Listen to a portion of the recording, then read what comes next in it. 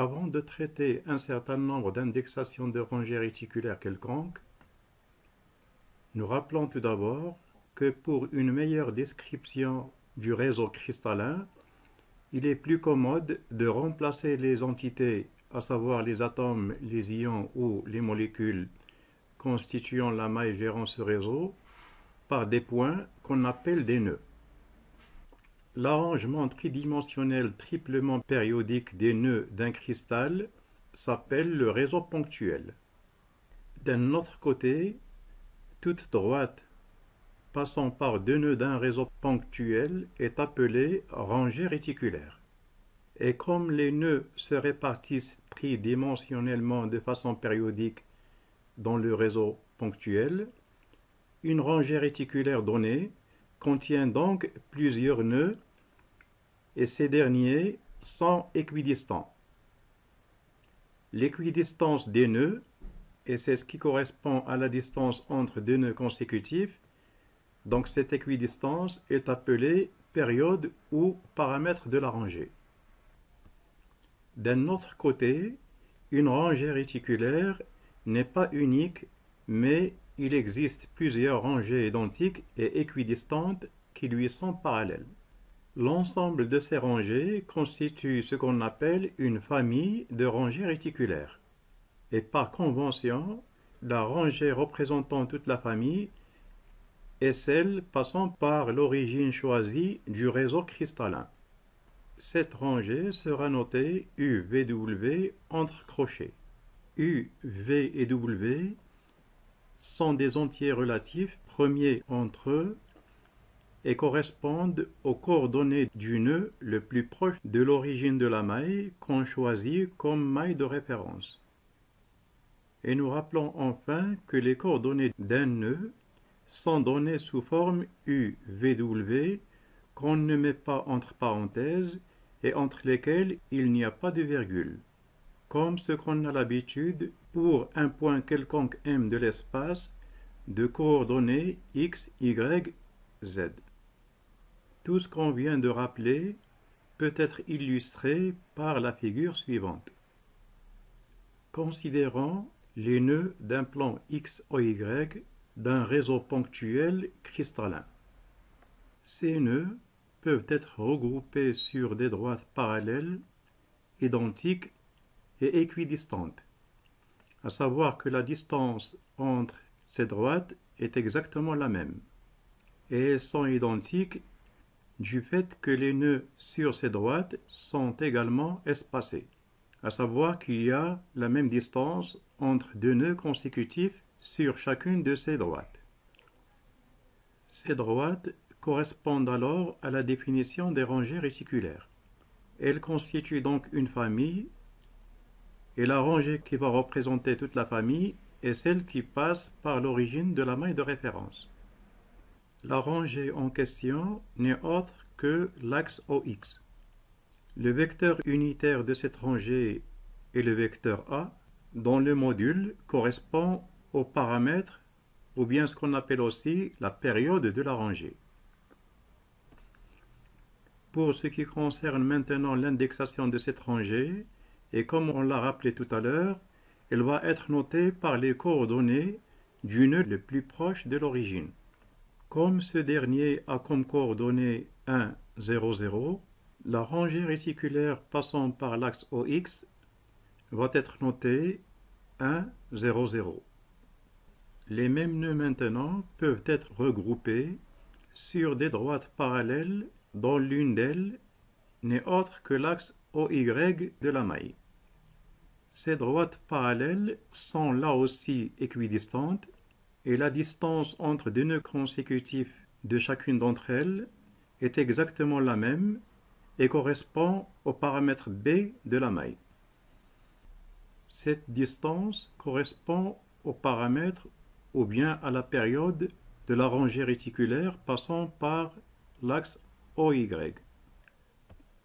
D'un autre côté, comme le premier nœud sur l'axe OY a comme coordonnées 0, 1, 0, la rangée réticulaire passant par l'axe OY va être alors notée 0, 1, 0. Les nœuds de cette figure peuvent être regroupés maintenant sur des rangées réticulaires qui ne sont parallèles ni à OX ni à OY. En effet, si on choisit deux nœuds N1 et N2 du réseau, on peut les joindre par une droite. Et une fois qu'on trace cette droite, on constate qu'elle contient d'autres nœuds comme celui que montre la figure et qui a comme coordonnées 5, 3, 0. Et d'un autre côté, la distance entre les nœuds est exactement la même.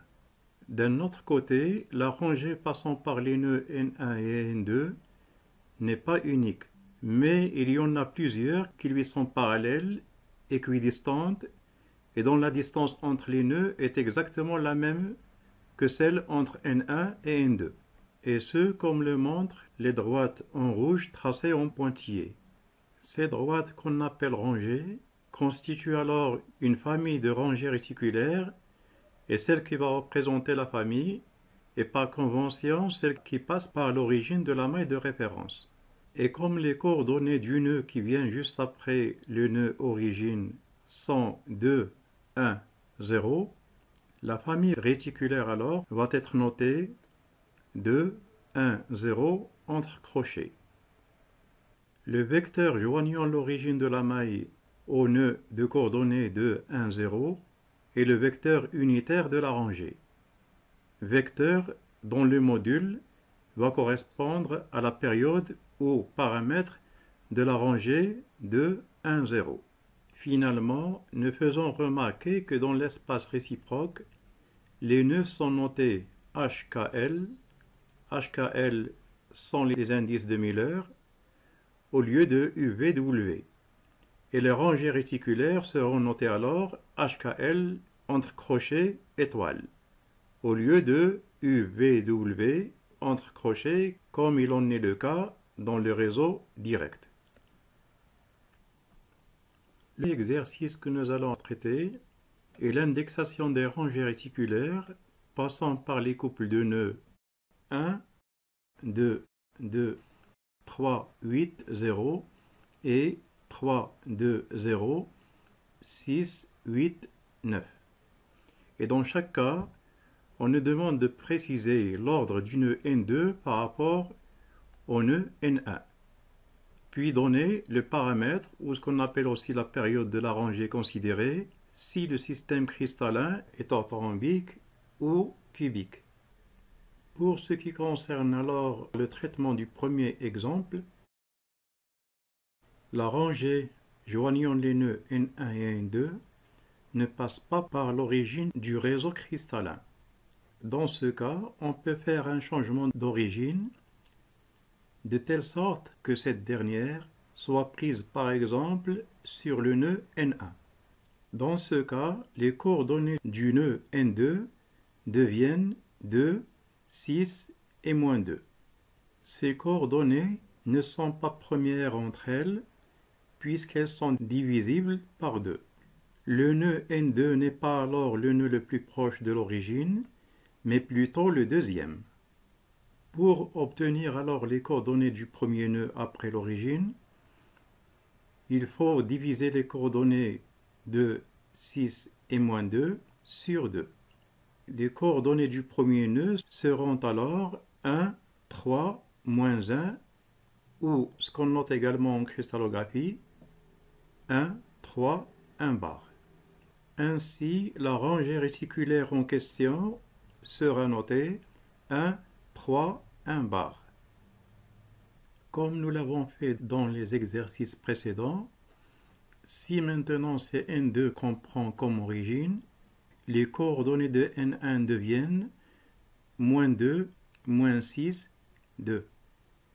Il s'agit toujours des coordonnées du deuxième nœud après l'origine, mais dans le sens négatif de la rangée UVW recherchée. Ainsi, les coordonnées du premier nœud dans le sens négatif seraient moins 1, moins 3 et 1. La rangée réticulaire alors recherchée sera notée dans ce cas 1 bar, 3 bar, 1.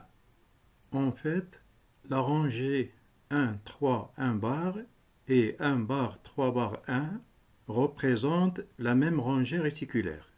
Et de façon générale, comme on l'a précisé précédemment, une rangée réticulaire UVW peut être notée également U bar, V bar, W bar. Pour ce qui concerne maintenant le paramètre ou période de la rangée UVW, il est donné par la relation suivante. P est le module du vecteur petit n et ce dernier est le vecteur directeur de la rangée UVW, tel que n est égal UA plus VB plus WC, A, B, C étant les vecteurs de base de la maille du réseau cristallin. L'expression générale de la période ou bien paramètre de la rangée est alors la suivante, et de façon développée, il devient comme suit. Si maintenant le système cristallin est orthorhombique, les trois paramètres ABC sont différents les uns des autres et les vecteurs directeurs A, B, C du réseau sont perpendiculaires entre eux. Dans ce cas, l'expression générale du paramètre de la rangée devient comme suit. P est égal à racine de U au carré A au carré plus V au carré B au carré plus W au carré C au carré.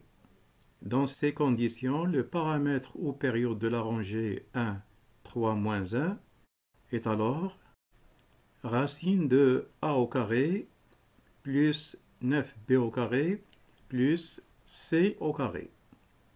Mais dans le cas où le système cristallin devient cubique, c'est que les paramètres A, B et C sont égaux, mais les vecteurs de base A, B et C sont toujours perpendiculaires entre eux.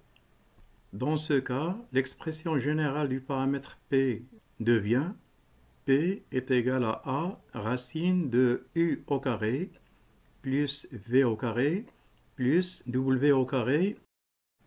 Et dans ces conditions, le paramètre ou la période de la rangée 1, 3, moins 1 est alors P est égal à A racine de 11. Le cas que nous allons traiter maintenant est celui de l'indexation de la rangée réticulaire qui passe par les nœuds 3, 2, 0 et 6, 8, 9. Toujours en considérant que le réseau cristallin est orthorhombique ou cubique.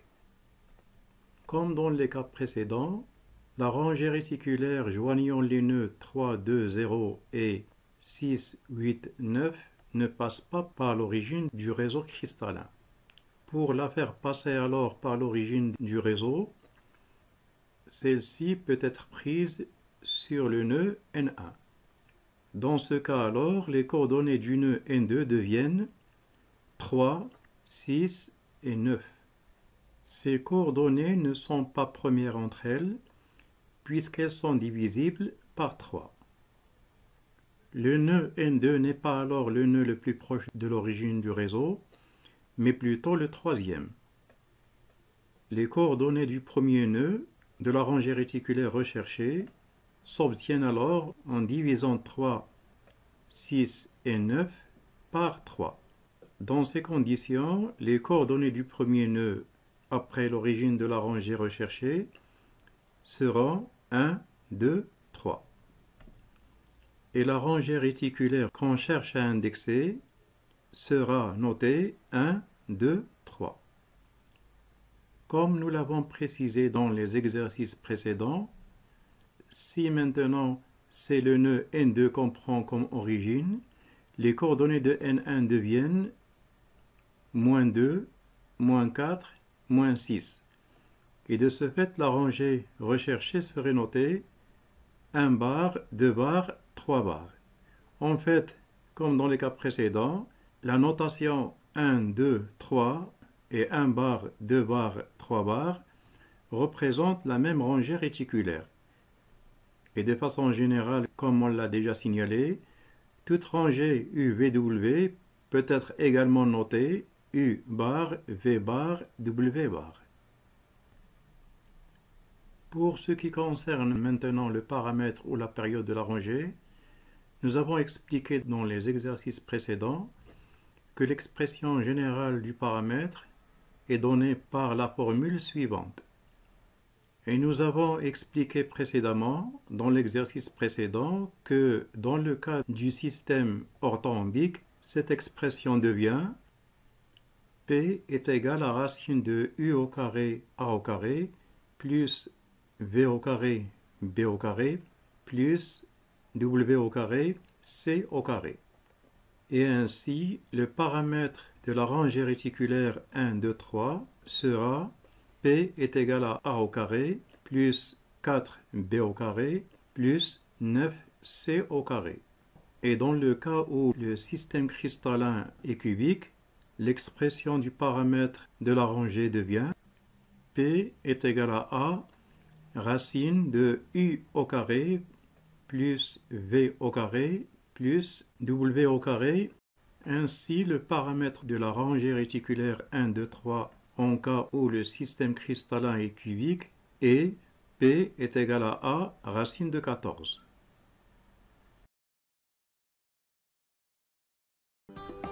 J'espère que la présente vidéo vous a bien servi et à la prochaine.